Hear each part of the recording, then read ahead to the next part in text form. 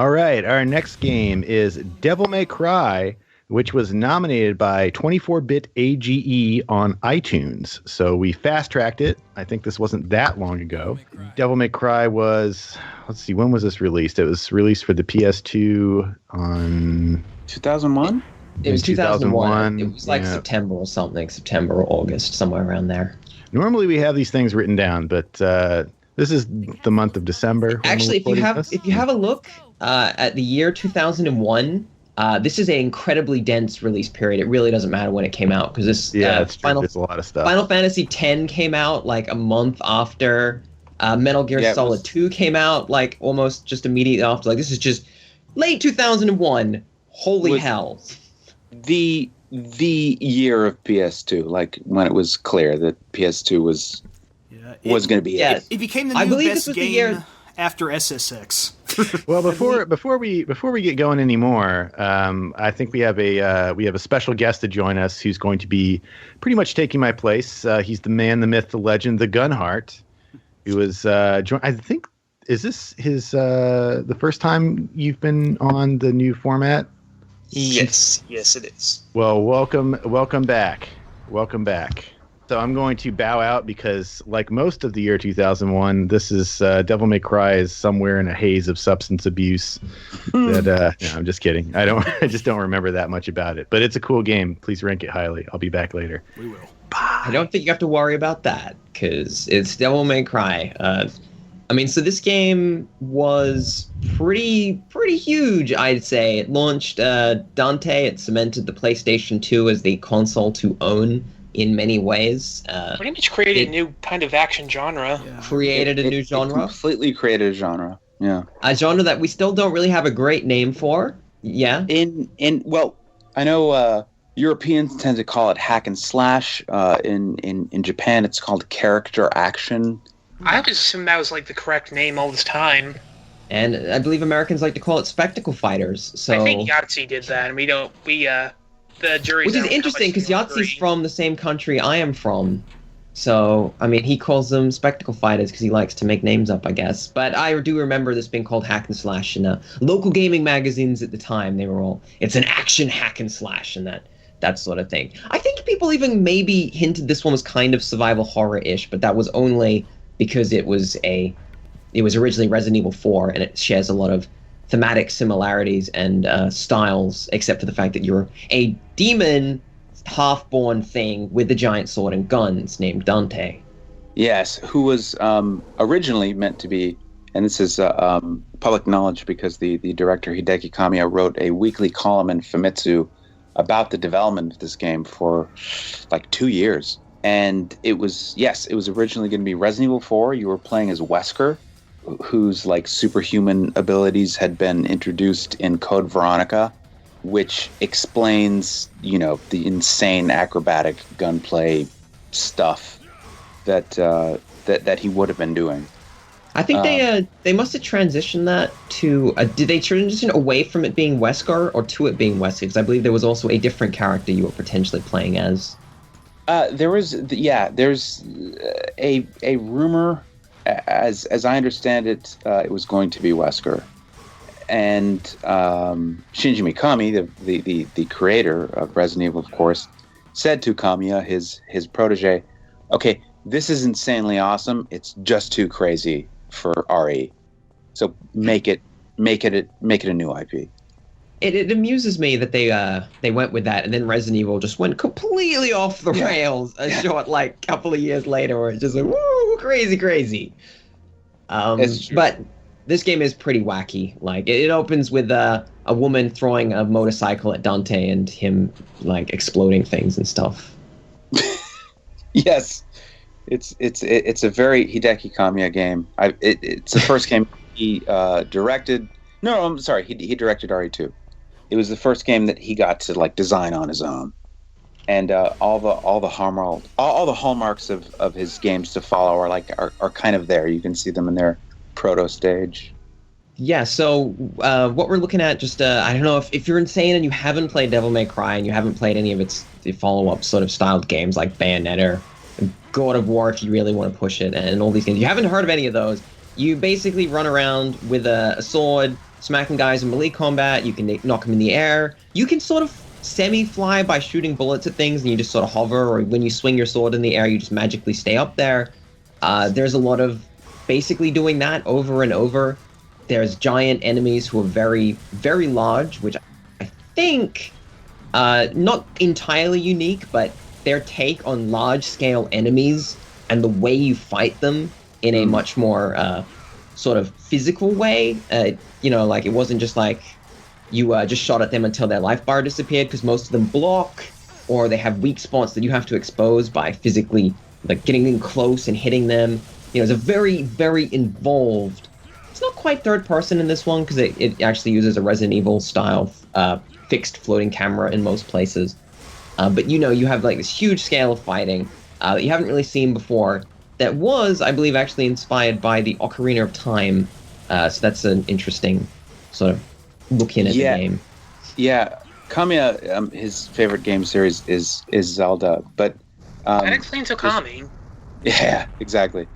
But just to build on what you were saying, the emphasis on stylishness, and you're not just taking your enemies down, you're taking your enemies down in the most badass way possible with like elaborate combos, was definitely informed by Capcom's fighting game team, which at this time was becoming much reduced, and huge amount of staff that had worked on their fighting games worked on DMC. So I think there's definitely a through line with that just stylish combo-ness, which perhaps could have come from a fighting game team. In fact, I think it might very well be one of the first games to successfully translate the combat of a fighting game into a 3D action title. I mean, I definitely agree. Technically, you had the belt-scrolling beat-em-ups back in the day for fighting game-esque combat and a more traditional action game, but this was like the first 3D game to have that level of combos and combat fluidity. Definitely.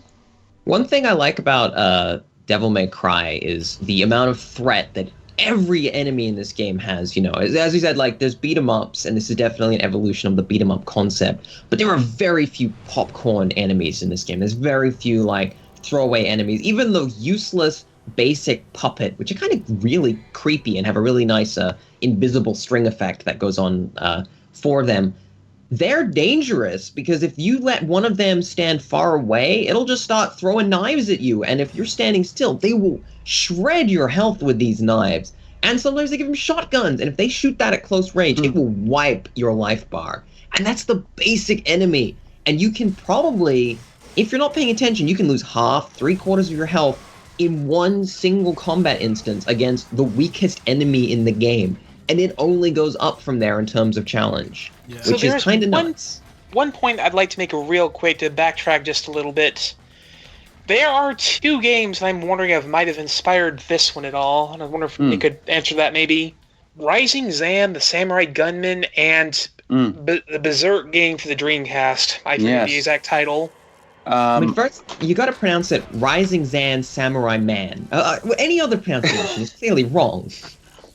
It's possible some of the game designers on the game may have played those games, but I know that from having had the privilege of working with Kamiya-san for years, is he does not play games. He plays no games that were produced after like 1991.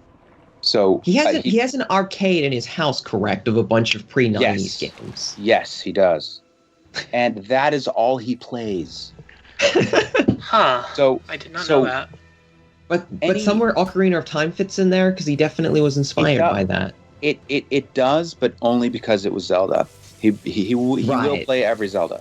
So I think a lot of that innovation, you can maybe point to earlier examples. I think most of it came right out of the dude's head. That's also quite possible. That pre-90s aspect also, I think, shows in the general character and setting. Like, I heard that Dante himself was heavily inspired by Space Adventure Cobra. I I can see that. Yeah. I mean, he doesn't have a gun arm, but he's got red outfits. He has very similar hairdo. He does. And just the general kind of character archetype. I hadn't thought about that, but yeah. I mean, there's no doubt that there are elements in, I think, Devil May Cry, a lot of it has been cribbed or borrowed from things and put together in almost the perfect way in the way this game functions. Like, everything it borrows, everything it was influenced by, it all comes together and it's almost like, it all fits together almost perfectly in terms of how this game overall works. Yeah, DMC for its time was almost a near perfect game. Like, there are virtually no criticisms I can level against it. Major ones, like maybe some camera issues. I mean, I do have some that I'll throw out in rapid succession. Just not right now, but after you're done. Just so that we don't seem like we're completely blind to the fact that this game was, Oh yeah, I mean, in retrospect. Okay. One thing I do have to point out, though, that still impressed me to this day is the fact that this was a game that came out in 2001, and Dante has a fluidly animated, physics-driven trench coat, when you still have games these days where the coat is part of the character's leg animation. Yeah. It's interesting because, I mean, this is it's a great example of something that worked really well in the PlayStation 2 era. Was the games were simple enough that you could have features like that wouldn't break the game. You know, the more complicated your models get, the more, sort of driven stuff you have, the more complex environments are. It's harder to do stuff like physics that don't get caught on things. Because, like, in this game, your hitboxes were nice and wide and everything is really nice and open. So they can do things like that, and it works really well. And the cape looks great. You don't even notice what it's doing, except it's like occasionally it's like, wow, that's cool. I like that. It looks good. And that's something that I think is true of this game overall. This is a phenomenal looking game. 2001, this game this would blow you away, and it's still, you play it and you're like, huh. You'll play the pretty darn good PS3 HD remaster in it. It looks great. And I was playing the original. Just for the record, I was replaying the game on the PlayStation 2 version. I want to say that maybe the graphics are really informed by the actual level design, which for the most part is this really awesome, moody, gothic castle that, like, I don't know, starts out with, like, a sort of bell chiming the first level, sort of like an RE-esque atmosphere before you, like, go into some sort of weird mirror dimension and then go through caves, a pirate ship, and you return to the castle later, and it's all, like, at nighttime and a lot more horrific than before. I love this game's gothic atmosphere, and that was an element that I want to say sort of coming out of its Resident Evil-esque roots, that it's Definitely. very unique to the first... Yeah, it's unique to the first game, and it's sort of something that the later games in the series lost. And I'm going to give a hot take. It's just simply because of the atmosphere of this game, that the first one is actually my favorite of the entire series. Even more so than 3. A bit of a controversial opinion, but I stand by it. The first also probably has the best enemy encounter design. Like, Dre, as much as I love it, the enemies are almost more like, beanbags for you to hit for high combo points when you get good enough at it. Whereas in the first, every enemy could be exceedingly dangerous, as Kyle pointed out earlier. Yeah, like a Souls game, actually. Yep. Yeah, which has really become a hallmark of that genre, at least in the good games, like Ninja Gaiden. Every enemy is dangerous. Bayonetta, every enemy is dangerous.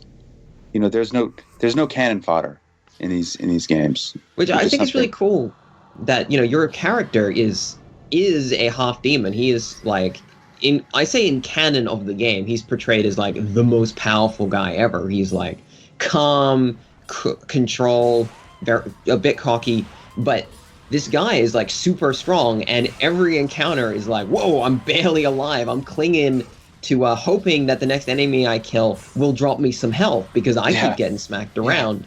And you've got the Devil Trigger, which gives you a little bit of health back, and I guess we might as well mention that there is a system of the way the power-up works in this game is really cool. I mean, it was great in 2001. It's not a common feature today, where when you hit enemies or when you use taunt, which the English manual that I have doesn't even tell you that taunt exists. It specifically says that the R2 button does nothing, which is an absolutely bizarre thing. What a surprise from a Western manual. Yeah, it just says R2 button, doesn't do anything, which is really interesting. But when you hit enemies or when you taunt, does it happen when you get hit? I can't quite remember. If you get hit, you get a little bit of Devil Trigger. I believe so. I thought you got a little bit. So yeah, and when you get enough energy, you can activate Devil Trigger mode, which gives you some extra moves that you have to spend the in-game currency on to actually basically activate, and you become way stronger, and you can't really be interrupted or knocked around. So you get this occasional burst of just extreme power, basically, where it's just like you press the Devil Trigger button, you're like, "Not today, suckers!" and then you just murder everything, and it's this exhilarating, like, I am in control now sort of power that really, really makes this game shine. Great effects too. I love how, depending on your skill level, the Devil Trigger is something completely different. I mean, if you're newish at the game and haven't quite gotten the hang of it, the Devil Trigger is more like a desperation move. It's how you get yourself out of a tight spot. Whereas if you know the game inside out, can master the combos, etc., it's more like a quick burst of extra strength you can use practically whenever you want. I think it's interesting because it is definitely part of Kamiya's design philosophy. He very much loves mastering games, completing games, destroying a game inside and out, and that you can see every ounce of that in Devil May Cry. And sometimes I think to its detriment a little bit. This game is incredibly unfriendly to a beginning player. It really is not fair. This game doesn't really prepare you for the challenges that it's going to throw at you in about 2 levels. As an example, because it's kind of weird the way the game's sort of setup works. First level, you barely fight anything. The second level, you fight some... I said the puppets are dangerous, but they're not too dangerous. And then you fight some skulls, and okay, that's cool. Then you fight a giant freaking spider lava monster who will kick your ass 6 ways till Sunday repeatedly, and that's the difficulty curve in the game. You get to that first boss and it's like, I didn't sign up for this. What? And it's like the combat just completely shifts. You're just like, oh, I guess that's it. Like, I just get my ass kicked now. Like, that's the game then. That's what we call the wake-up call boss in TV troops parlance. Yeah, indeed. Also, not a boss, but the shadows. These, like, dark tiger morphe thingies with, you have to shotgun up close to expose their core, but they're really fast and vicious. You can shoot him with a pistol. You can wear him down with the pistol. Oh, Ebony and Ivory. Yeah, but it's definitely the point where you start trying to spam arrow raid. Oh, yes. Yeah. So, yeah, there's, that's an unlockable move, I believe, which is the other little criticism I have. The game makes it very hard to learn what your moves do, and it doesn't really want you to know what your moves will do before you buy them, is the other little sort of main criticism I have. Bayonetta does this, where it actually lets you... in Bayo, that thing else that kind of bothers me is that there's no in-game tutorial or any mention in the manual that the combos are timing-based. Like, you think you just have this one 3-hit combo, but it turns out you have 3 completely different combos depending on when you pause during your attacks. I will say that's an interesting way of giving the player more moves, less buttons. Oh, I love it from a mechanical standpoint. I'm just saying, this game tells you this anywhere. If this game had like a training room like Bayonetta where it was loading, that would have been so much nicer. Yeah, that was a big priority on Bayo was to have a good tutorial, because of course that was a huge complaint about DMC is nothing ever tells you really the extent of what Dante can do. Yeah, it definitely feels like, obviously Kamiya and the designers on the team were like, yep, I know everything about this game. This is fantastic. And then you hand the controller to and remember, this is someone in 2001 who hasn't even approached a hack and slash spectacle character fighter before. And they pick this up and they're just like, what?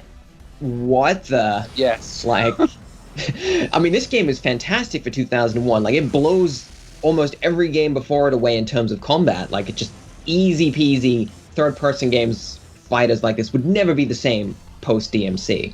But no, it's just like... as we've said, completely created that genre. And that's, that's pretty impressive. You can change your guns without going to the menu, which is a little bit of a pain. I love the FMVs you get when you select the guns, where it's just like, you get like these massive over-the-top like graphics of them like exploding and shooting like bullets and like reloading things.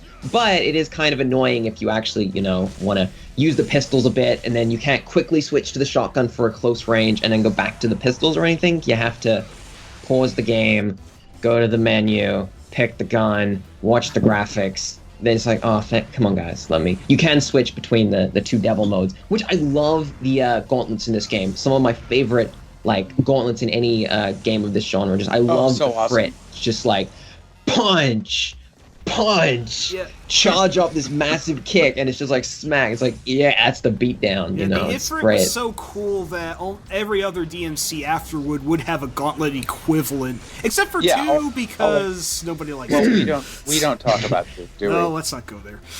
I guess it's worth mentioning that every DMC game after this one was made without Kamiya and kind of without his permission or consent. And I know it's Capcom owned the property, but they really just kind of like, oh, thanks, Kamiya, okay, bye. And then they just made a bunch of DMCs without him for some reason, which is a little weird. Well, it was so successful, and as we know, because he didn't even know that they were making DMC 2. Like, they just handed it to someone else. Like, it's just like, what?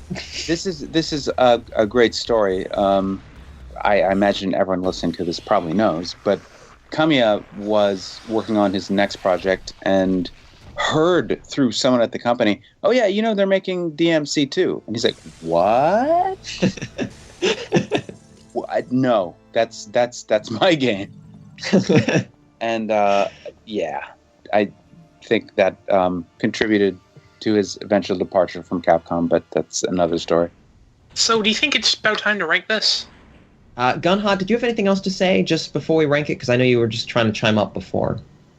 I think the other thing about it is that not just from the fighting game aspect of the combat, but this was probably one of the first games that really managed to bring the combat you'd see in Japanese animation and comic books to a video game. Yeah, I mean, one this where the game... player had complete control, not just pre-done animations.